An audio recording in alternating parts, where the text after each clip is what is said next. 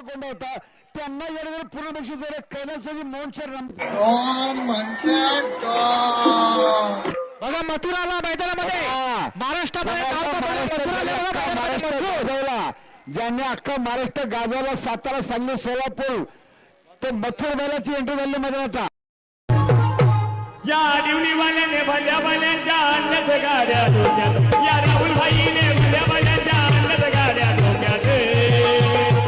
मथुर भाईला येतोय अंड्या तलावा शर्यत बिंदात डोक्यात मथुर येतोय अंड्या तलावा शर्यत बिंदात डोक्यात